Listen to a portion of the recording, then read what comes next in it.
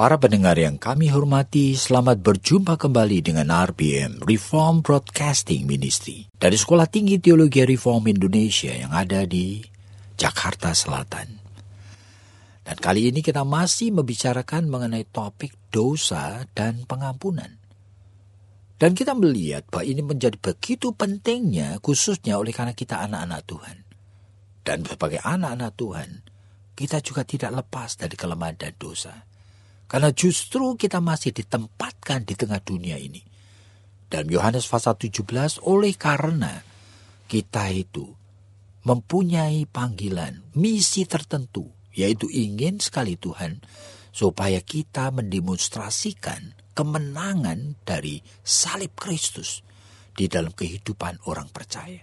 Supaya dunia tahu bahwa betul, hanya di dalam Kristus Yesus, dosa itu dimatikan. Nah, sehingga kesempatan masih diberikan kepada setiap orang percaya untuk mengenali kelemahan dan dosanya dan mematikannya. Sebagai apa? Demonstrasi bahwa kita betul orang yang diselamatkan. Dan untuk itu kita tidak dipanggil dengan kekuatan kita sendiri. Kita dipanggil untuk menurut. Kita dipanggil untuk mau dipakai oleh Roh Kudus. Sehingga hidup ini hidup yang diperbarui oleh Tuhan. Dan kali ini kita akan membicarakan akan dosa di dalam aspek yang berbeda lagi. Jadi saya ingatkan kepada para pendengar semua, bahwa manusia, saudara dan saya, itu semua kita mempunyai berbagai kelemahan. Dan setiap kelemahan bisa menjadi sarana kehadiran dosa. Dan kita melihat bahwa kelemahan-kelemahan itu harus diwaspadai. Dan kita akan bicarakan khusus dalam kaitan dengan pribadi seorang tokoh, pemimpin dari Israel yang lain, yaitu Musa. Jadi Musa adalah pribadi yang sangat istimewa, yang bahkan berbicara muka dengan Tuhan, yang dipilih secara khusus untuk membawa Israel keluar dari Mesir, yang dipersiapkan Tuhan dengan luar biasa. Dia seperti satu pribadi punya kelemahan. Kelemahannya apa? Emosi. Kelemahan emosi kalau sudah muncul itu kadang-kadang menjebak. Jadi kalau dia itu terpancing emosinya, waduh, dia bisa melakukan suatu yang sangat berdosa sekali. Saudara, kalau kita mau perhatikan, memang Musa itu adalah pribadi pemberang. Jadi emosinya, emosi gampang marah. Dan dia oleh karena marah melihat Israel itu sedang diperlakukan tidak fair oleh orang Mesir. Dia membunuh orang Mesir itu. Jadi emosi itu sampai seperti itu. Dia resiko terpaksa dia lari oleh karena takut ditangkap oleh Firaun. Meskipun dia anak daripada seorang putri Firaun. Jadi dia dididik oleh Tuhan supaya mengalahkan akan kelemahan ini. Selama 40 tahun lebih. Dan sekarang disebutkan di dalam Bilangan pasal yang ke-20, ternyata seolah-olah selama 40 tahun, emosi kelemahan Musa tadi, itu seolah-olah sudah diatasi. Dan kali ini Israel itu bersungut-sungut lagi. Dan kali ini dengan kata-kata yang menghujat Allah. Seolah-olah Allah membawa keluar dari Mesir, hanya mau membinasakan umatnya, dengan tidak pernah memberi air. Sehingga mereka berteriak-teriak kepada Allah. Waduh, tetapi Tuhan itu maha kasih dan sabar. Dia tetap ngomong dengan Musa, lihatlah bangsa yang tegar tengkuknya ini. Keluarlah, bawalah tongkatmu. Katakanlah kepada gunung itu untuk keluar airnya. Tetapi Musa mendengar ini. Itu tidak tahan. Oleh karena sudah sering kali bangsa ini bersungut-sungut. Dan kali ini sudah sampai ke puncaknya. Seolah-olah kalau manusia mengatakan sudah keterlaluan, sudah kebangetan, sudah beyond, sudah diseberang kemampuan manusia untuk bisa memaafkannya. Sehingga Musa punya dosa yang sudah bisa dimatikan selama 40 tahun. Ternyata dosa itu hidup lagi. Dan dia keluar, dia lupa bahwa yang Tuhan kehendaki hanya berkata kepada gunung itu. Dengan angkara murka dia pukulin akan gunung itu. Dan Tuhan tetap memberikan air bagi umatnya. Tetapi Allah itu mengatakan kalimat seperti ini. Engkau sudah menghina kesucianku di hadapan umatku. Engkau tidak boleh masuk tanah Kanaan. Hukumannya itu sangat dahsyat dan menakutkan sekali. Sehingga Musa mungkin menangis. Betul-betul menangis. Oleh karena Musa begging. Mengemis, minta. Jikalau boleh. Tapi Tuhan mengatakan tidak. Engkau hanya boleh melihat dari atas gunung saja. Umatmu masuk ke dalam tanah perjanjian. Engkau sendiri tidak boleh masuk. Oleh karena engkau sudah menghina kesucianku. Saudara, kalau kita berkenalan dengan Allah. Dan Allah tidak pernah berubah. Allahnya Musa adalah Allahnya kita. Allah yang mempunyai sifat, Allah punya kepekaan, Allah punya keinginan, Allah punya rencana. Adalah Allah yang sama yang kita sembah sekarang ini. Masa saudara-saudara dan saya tidak waspada? Bahwa sebetulnya Allah masih Allah yang sama pada saat meresponi akan kelemahan yang satu ini. Mungkin ada di antara saudara-saudara pada saat kelemahan akan emosi itu muncul. Dosa yang hadir itu barangkali dalam bentuk omong yang kotor. Pada saat hadir dosa yang satu ini, ada yang bentuknya itu memukul anak. Ada yang bentuk itu mengatakan kata-kata sumpah serapah. Ada yang lebih lagi merusak barang. Ada yang lebih lagi barangkali itu melakukan suatu abusive, mukulin istri dan sebagainya. Jadi kita perlu waspada. Kadang-kadang hubungan antara manusia itu menjadi rusak hanya oleh karena dosa yang satu ini. Dengan rekan-rekan kerja. Dengan orang-orang yang ada dalam rumah tangganya sendiri. Dosa tidak bisa mengontrol emosi. Itu hadir sebagai suatu dosa yang damaging. Yang merusak. Yang tidak mempermuliakan Allah. Jadi mari kita bicarakan akan kehadiran dosa yang ada pada Musa ini di dalam hidup kita. Ya Pak, orang marah itu apa bukan sesuatu yang biasa toh Pak? Kok sampai Tuhan itu begitu serius itu? Kenapa sih Pak? Kadang-kadang kayaknya didiamkan, tapi ada masa-masa di mana dosa itu seolah-olah kok nggak bisa diampuni gitu. Pada saat Musa itu setelah dia sadar, lalu kemudian dia minta ampun kepada Tuhan, toh Tuhan tetap mengatakan, engkau tidak boleh masuk tanah Kanaan. Kamu cuma boleh lihat gitu loh dari atas gunung ini. Lah itu tuh bagaimana sih Pak? Kita itu bisa membedakan begitu bahwa ini tuh kemarahan yang sudah keterlaluan atau kemarahan yang sudah menghina Tuhan, tapi yang di sini itu kemarahan yang wajar. Memang disebutkan Efesus, kamu boleh marah, tapi jangan berdosa. Aneh sekali. Jadi ada kemarahan atas dosa. Ada kemarahan yang isinya mendisiplin dengan baik. Tapi ada kemarahan yang berdosa. Termasuk hubungan orang tua dan anak bisa marah, tapi bentuknya bukan disiplin, bentuknya punishing. Bentuknya itu menghukum, bentuknya melukai. Nah, yang bentuknya manifestasinya melukai, damaging, meskipun antara orang tua dan anak, itu dosa. Sehingga dalam Alkitab disebutkan dalam Kolose dan sebagainya, jangan kamu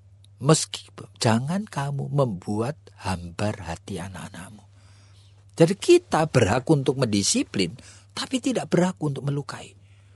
Melukai jiwanya, melukai hatinya, menjadikan hatinya hambar. Nah, itu pada saat marah itu menjadi berdosa, kita perlu waspada. Bedanya antara marah oleh karena kita memang marah terhadap ketidakadilan. Kita memang marah terhadap perbuatan dosa orang. Kita memang marah terhadap orang yang tidak bertanggung jawab. Kita memang marah terhadap perusak daripada hidup dan masyarakat ini. Kita marah terhadap koruptor. Kita marah terhadap orang-orang yang memperlakukan orang lain itu semena-mena. Nah, kita marah jikalau hukum itu dipermainkan. Kita boleh marah, tapi jangan berdosa. Jika pada saat kita marah, seharusnya jangan sampai kita membiarkan emosi menjebak, menenggelamkan kita. Kita mengeluarkan kata-kata di mana orang itu akhirnya terluka dan akhirnya tidak menghormati Allah yang kita sembah. Nah justru itu Pak, sampai di mana begitu loh.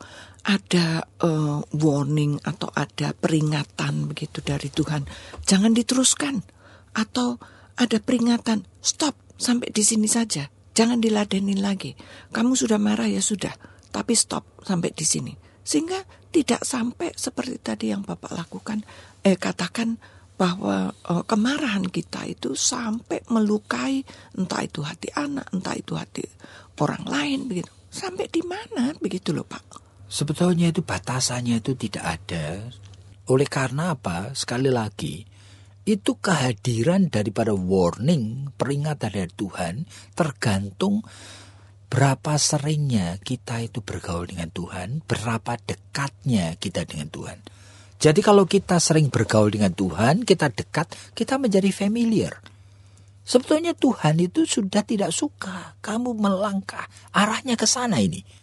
Ya, itu Tuhan sudah memberikan warning. Jadi kepekaan kita akan menjadi meningkat jikalau kita biasa bergaul dengan Tuhan. Tapi kalau kita jarang bergaul dengan Tuhan, memang ya kita punya kepekaan itu hampir tidak ada.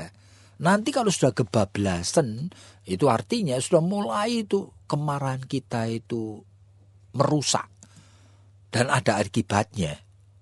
Waduh, baru kita mulai menyesal. Misalnya aja, banyak orang tua seringkali memarahi oleh karena anaknya itu nilainya itu merah. Tapi dia tidak pernah melatih. Dia cuma memarahi aja. Akibatnya nilainya semakin hancur. Oleh karena apa? Anak itu bukan lagi semangat belajarnya hilang, tapi plus takut dan plus dia tidak ingin lagi menurut akan nasihat orang tuanya. Ingin melawan. Jadi dosa itu sudah berkembang dari rasa takut sampai rasa keinginan untuk membalas. Jadi kita perlu waspada bahwa hidup ini sebetulnya itu ada mata rantai yang berkait-kaitan dengan aspek-aspek yang bisa menjadi kehadiran dosa-dosa yang lain. Jadi kalau begitu Pak, sebelum kita itu marah, sebelum kita itu berdosa, kan itu jauh lebih baik kalau kemudian kita itu waspada begitu loh. Waduh, ya, ini tapi sudah kata waspada itu kan tidak bisa dibuat-buat. Betul, tapi kalau tadi sudah sampai marah, nah itu kan biasanya sudah sampai kebablasan begitu loh. Untuk mencegah lagi, untuk kemudian menarik diri lagi. Tapi biasanya kalau orang itu mau belajar, pada saat dia salah satu kali, dia kemudian mulai sadar. Saya mempunyai kelemahan seperti ini. Jadi begitu kelemahan itu mulai, darah itu mulai mendidih. Ya, segera dia sadar. Kalau saya biarkan, ini akan berbuat hal yang sama. Bahkan mungkin lebih buruk. Sehingga saya mulai sadar. Seharusnya mau belajar. Jadi banyak orang itu tidak mau belajar. Sehingga nanti terulang lagi. Lalu mengatakan, saya memang wataknya begini. Kamu harus terima dong. Loh, orang kok harus menerima kelemahan dan dosa kita? Padahal kita sendiri tahu itu dosa. Yang kita sendiri biarkan hidup. Sama seperti kalau kita mempunyai satu bidang tanah dan itu penuh dengan rumput dan menjadi ilalang. Dan kita diamkan, ya akan penuh menjadi hutan ilalang. Oleh karena apa? Tumbuh terus. Jadi bagaimana Pak permulaan gitu loh dalam tanda kutip seperti Musa itu kan sebetulnya sudah bagus ya, 40 tahun dia itu sudah bisa menahan diri, lalu kemudian dipilih oleh Tuhan menjadi menjadi pemimpin daripada bangsa Mesir. Dia mendengarkan komplain, mendengarkan keluhan daripada bangsa ini itu kan juga udah mungkin puluhan kali sampai pegel, sampai ini sudah sampai mau deket loh dengan tanah Kanaan. Berarti kan sudah melewati waktu yang begitu lama lagi, tambahan dari 40 tahun dia ada di padang gurun. Jadi sebetulnya itu apa sih? Jadi kalau kita mau melihat, kita harus berani untuk melihat Alkitab secara integratif. Itu artinya, jadi kalau kita mempelajari akan jiwa manusia, kita mulai tahu, rupanya 40 tahun itu Musa banyak melakukan repression. Berarti dia tidak menuntaskan dosa kemarahan dengan sungguh-sungguh. Jadi dia hanya menekan, dan oleh karena kesibukan di dalam pelayanan rohani, itu dari waktu ke waktu tidak pernah berhenti. Itu mengakibatkan Musa tidak ada waktu secara khusus untuk menuntaskan dosa kemarahan itu. Jadi dia dengan peran sebagai gembala, dia sebagai peran sebagai leader, dia sebagai peran sebagai orang rohaniwan. Nah, dengan sendirinya dia terus-menerus berkecimpung dengan hal-hal rohani. Ini menjadi berbahaya. Sehingga menurut dugaan saya bahwa sebenarnya Musa tidak pernah menyelesaikan tuntas. Hanya dosa itu selama 40 tahun itu bisa direpres, ditekan masuk di dalam alam setengah sadar. Masih di sana tetapi memang tidak hidup. Jadi Pak, sebetulnya apakah kita itu kalau kita tahu, kita sadar, apakah kita itu juga harus menyelesaikan dosa kemarahan itu, dan caranya menyelesaikan itu bagaimana? Pada saat itu kan tidak ada lalu kemudian seperti misalnya dunia konseling atau apa, sehingga Musa itu juga bisa dibimbing begitu. Oh, kamu tidak boleh begini loh. Kamu tuh mestinya itu coba untuk melatih mengeluarkan perasaan marahmu itu dengan cara yang lebih baik misalnya. Kan juga nggak ada begitu. Nah, sehingga saya kadang-kadang begitu ya terkejut gitu.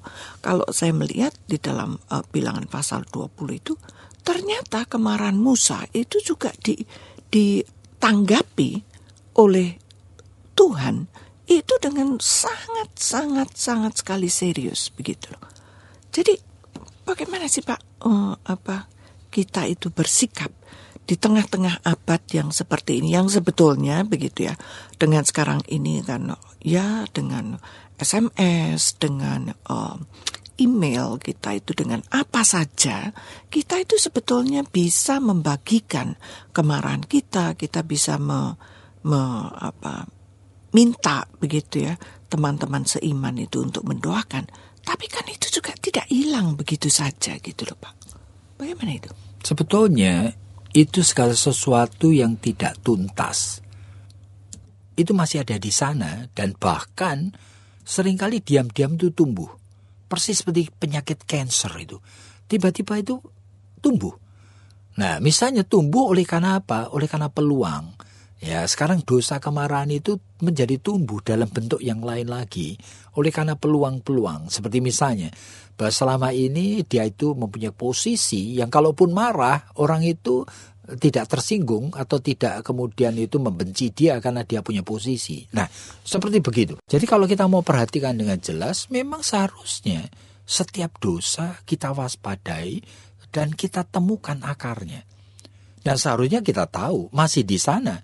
Dan kalau masih di sana dan seharusnya kita selesaikan, pada saat itu kita harus minta pertolongan Tuhan. Tuhan, aku tuh masih punya akar dosa ini. Dan aku ingin sekali menyelesaikan dan aku tidak punya ide.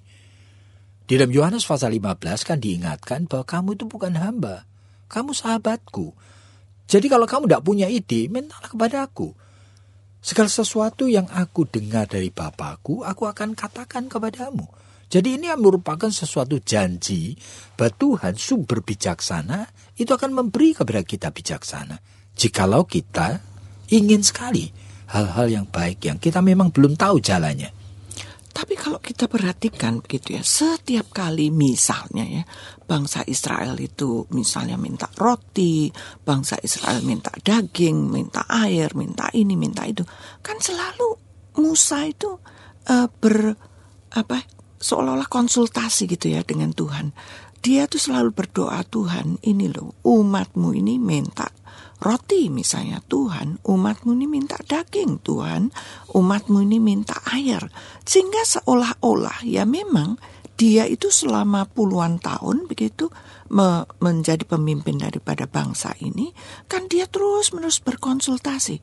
Nah itu kok salah satu kali di dalam bilangan 20 kok kayaknya nggak bisa diampuni gitu loh Pak. Sebetulnya ketidakpengampunan Tuhan itu kontekstual. Jadi itu kalau kita melihat Tuhan itu ternyata kasihnya kepada Musa luar biasa. Sehingga bahkan Tuhan itu memberikan kesempatan dia untuk masih melihat. Jadi secara manusia ada kebutuhan-kebutuhan yang mendalam Tuhan tetap beri. Tetapi secara spiritual lebih itu dari itu. Tuhan mengangkat Musa dan tidak tahu. Mungkin mirip seperti halnya dengan Elia dan sebagainya. Dan Musa langsung dibawa ke surga. Itu menjadi sesuatu anugerah luar biasa. Ya, sehingga kita jangan melihat seolah-olah pengampunan Tuhan saat itu kemudian membuang Musa. Tuhan tidak membuang Musa. Sama seperti Tuhan terperlakukan terhadap Elia. Tuhan juga tidak membuang Elia di dalam kelemahan, depresif, keputusasaannya. Tuhan masih memberikan tugas terakhir. Habis itu Tuhan ambil dia. Jadi para pendengar yang kami hormati, ini pelajaran hidup. Itu artinya melalui pelajaran yang dialami anak-anak Tuhan, kita berkenalan sebetulnya makin pribadi dengan Tuhan. Tuhan ingin supaya kelemahan-kelemahannya menjadi sarana dosa kita waspadai. Sama seperti Musa tadi, seharusnya waspada. Meskipun 40 tahun dia tidak menunjukkan kejatuhan oleh karena dosa, kelemahan emosinya. Dosa tersebut ada di sana. Dan seharusnya dia waspadai. Sama seperti halnya dengan saudara dan saya. Masing-masing kita seharusnya tahu minimal 10-20 kelemahan yang kita punya. Nah, kalau saya tanya para pendengar semua, apa kalian pernah mengevaluasi diri? Apa pernah kalian membuat analisa diri? Sehingga kalian mengenali bersama dengan saya, apa sih kelemahan di dalam kehidupan kita ini yang bisa menjadi sarana dosa? Katakan kepada Tuhan, Tuhan, saya punya kelemahan ini dan saya tidak mau berbuat dosa. Ingatkan saya dan tolong beri kepada saya jalan keluar karena saya tidak punya ide. Saya tidak punya cukup wisdom, bijaksana untuk mengatasinya. Tetapi saya ingin menyenangkan hati Tuhan. Jadi bagi saudara-saudara yang mempunyai konsep berpikir yang sudah mulai membaik, seharusnya saudara sadar, ingin sekali ikut melayani Tuhan, ikut sekali memberitakan akan kebenaran firman Tuhan. Nah, jika saudara ingin bergabung dengan kami, silakan. Oleh karena kami punya program-program studi yang sangat serius sekali. Mau menjadi sarjana teologi, Master of Theology, maupun menjadi konselor, silakan. Kami mempunyai program-program yang diakui oleh pemerintah maupun sampai ke Asia Tenggara. Jadi, hubungilah 799 0357. Kiranya Tuhan memberkati Anda.